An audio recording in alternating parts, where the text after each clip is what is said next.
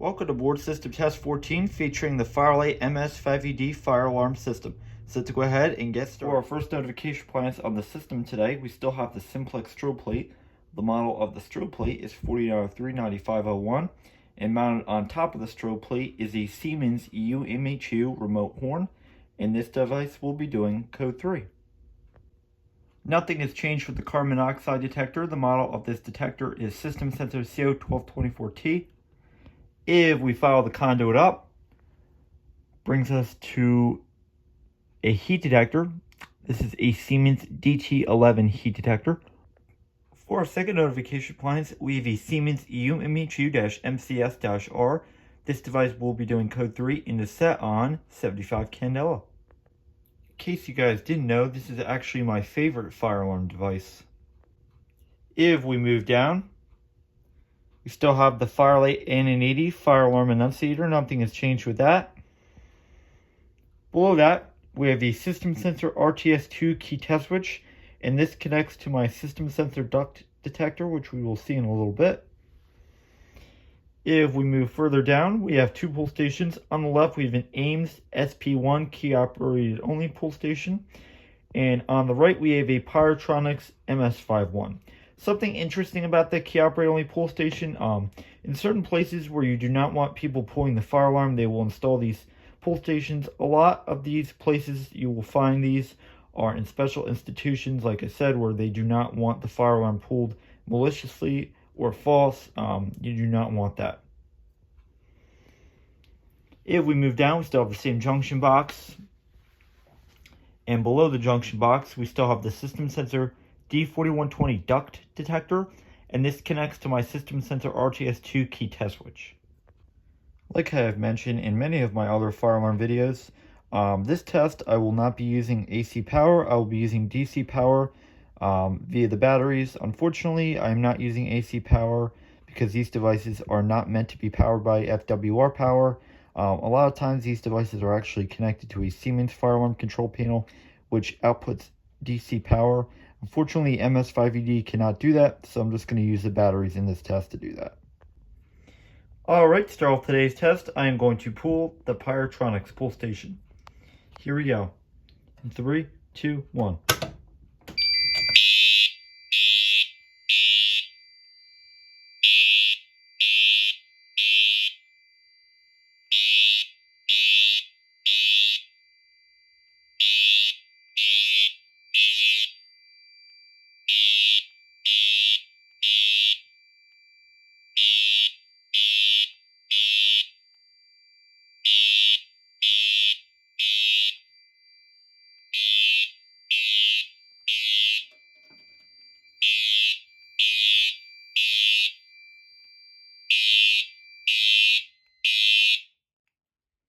And the alarm is silenced. Still do have audible silence, so obviously the strobes do continue to flash. For next activation today, I'm going to activate this heat detector by just using a hairdryer. So here we go.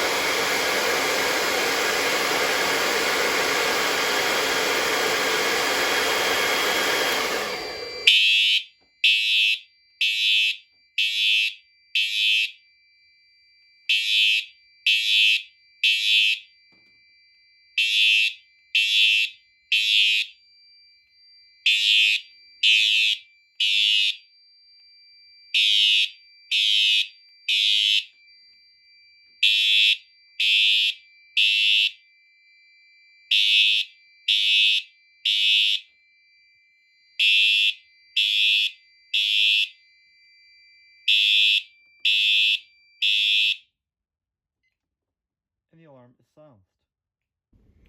Alright, I'm now going to go ahead and reset the pull station. So what I'm going to do is I'm going to insert my Allen key, and I'm going to begin turning it. Just like that. Spring loaded, automatically resets. There's the inside. going to close back into place.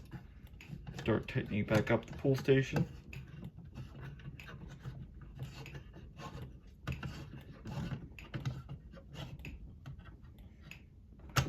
Alright, just going to put this up here. And now I'm going to go to the main firearm control panel, and I'm going to hit this to reset. Alright, to finish off today's test, I'm going to activate the AIMS pull station. But instead of pulling it, obviously you can see it says key operated only. We're going to be key activating it. So I'm going to insert my key. Going to open the station. So here we go.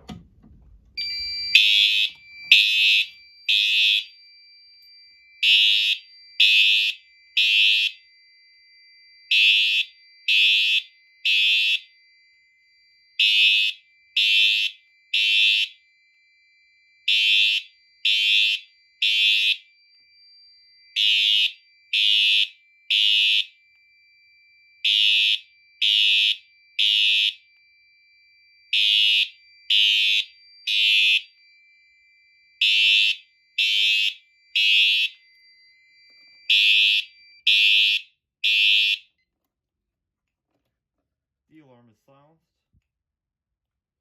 Strobes will continue to flash. We don't have to reset the exact station that we key activated because obviously we just opened it and then closed it back into place, so the button is now pressed behind the pull station. So in most cases though, when you have a handle like this, it will have to be reset. But in this case, that does not have to be done. So I'm just going to go to the fire alarm control panel, or fire alarm annunciator I should say, and hit system reset.